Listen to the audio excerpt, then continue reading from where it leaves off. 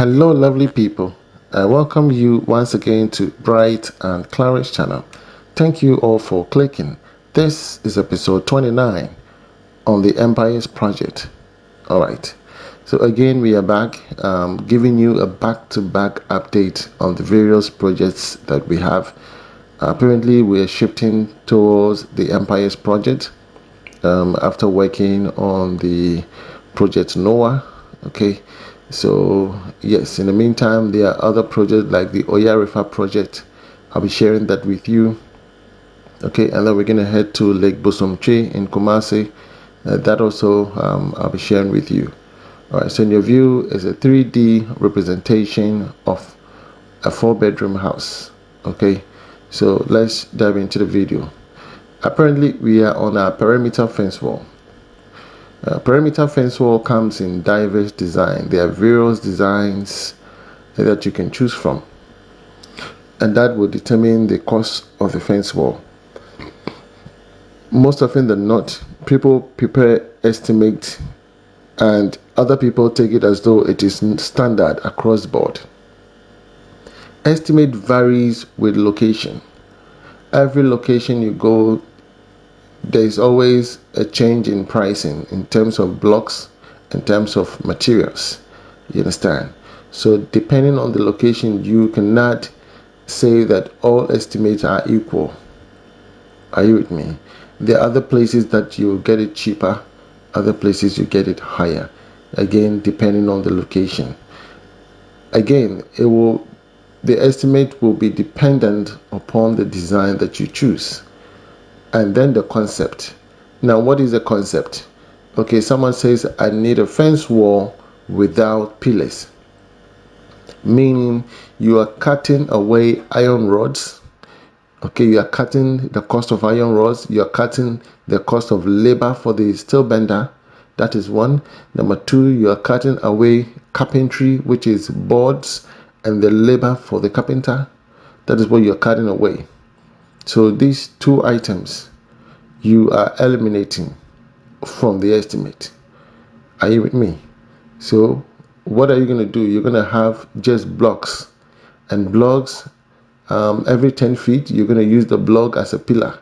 It means that the block will be laid back to back to each other, and that will serve as a pillar every 10 feet. So that is the concept that you bring on board, that I do not need pillars. And so we are using block as pillars. So we call it a fence wall with block pillars. So that is different. That actually makes the estimate, it narrows down the estimate, because all you need is the blocks, sand, stone, and cement, and the labor for the mason for laying the blocks. You understand? Yes. And then also I taught on this channel that calculation of the labor as against the block. Okay, in certain areas a mason is taking 200 Ghana cedis per day. Laborers are taking 150 Ghana cedis per day. So if a mason is taking 300 Ghana cedis and the laborer is 150, that gives you 350. You understand? So 350 multiply by the number of blocks that they are going to lay. Okay, multiply by the number of blocks that the total fence is going to constitute, divided by the number of blocks they will lay per day. Certain masons will lay 80 pieces a day or 70 pieces a day. Okay, so we need to know, once we understand that, okay, a mason is laying 80 pieces of blocks a day, then it means that we use that for our calculation. So most often than not, I go with the standard 80, because mostly some people go for 2 bags of cement, which is usually around 70 or 75. Okay, but I go for 80 standard. Okay, so once you do that math, you realize that if I have 2,000 blocks multiplied by 350 divided by 80 blocks per day, and that gives me the labor for the entire blocks that they are going to lay. You understand? So all these calculations you can find on one of my videos, which was actually my first or in my early stages of the channel. Okay, I did it, the cost breakdown. Yes, and I did one for the cost for a 4-bedroom house. You understand? And that was then. So you can take a clue from that time, and then we can use current prices, and we'll be able to arrive at what we want. So you can see that this concept of fence wall design, here we have the box pillars, and in every 10 feet we have our pillar.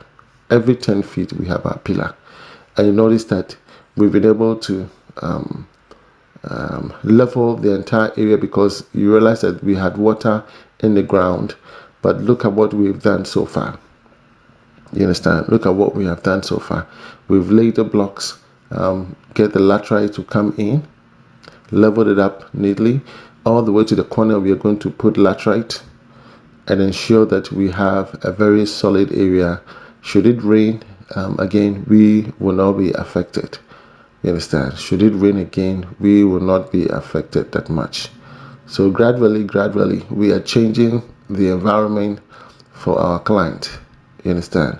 For me, that is my goal. We are changing the environment for our client, and it looks beautiful. It looks beautiful. Okay. Yes, it looks extremely beautiful. So far, so good. And this is what we are good at. You understand? Changing lives for people. Yeah, look at the road. You wouldn't even notice this before, but look at what we have done now.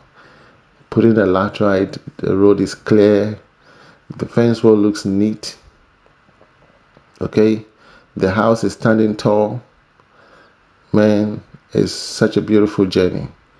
Okay, pretty soon we're gonna install our gate, put our fence wall banister, and yeah, I am okay. The fact that I'm able to do this in someone else's life, I am happy.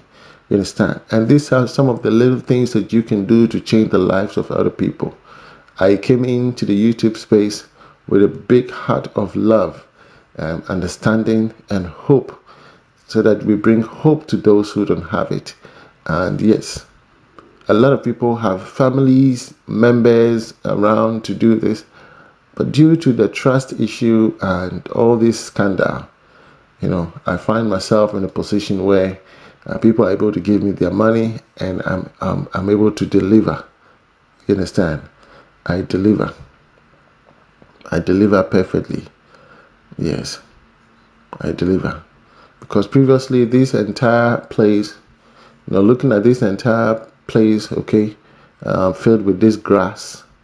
Look at this entire place filled with the grass. It's not easy. So we are going to clear all these things, and once we clear them, we're going to bring in the laterite. Okay, laterite comes in and it levels up all these places. Okay, yes, it levels up all these places. The caterpillar is going to do all of that, level up the entire place, and you can see the changes. And these changes are very unique, very unique, very unique. Okay. The fence wall, as you see, yes, we'll be working on that. The gate is also being worked on. The fence wall banisters are also being worked on. Okay, yeah, so it is important to take note. Gradually, we are making progress. We are making progress. So here, this is the back. That is the back of the property. And so here we're going to create this another pillar. This is for pedestrians. This is a pedestrians gate at the back. And so we will be setting the board and then do the pillar casting as well. Okay, so when you're coming from the back, which is the service road, to our client, you can still access the house through the back gate.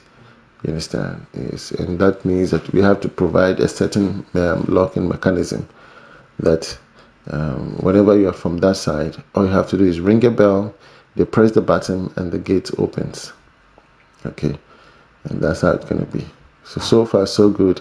The block work on the garage side has also been completed. All we are left with the pillar casting, and then the block on the slab that I've been cast at the top there, and that of the back patio. Okay, so far so good. See how the laterite have been laid. The fence wall looks beautiful. It looks beautiful. Okay, and I'll be coming your way with the subsequent videos. Okay, if you love this one, please give it a thumbs up, subscribe to the channel if you've not. Again, my name is Mr. Bright. From me to you, shalom. God bless you wherever you are. Bye bye.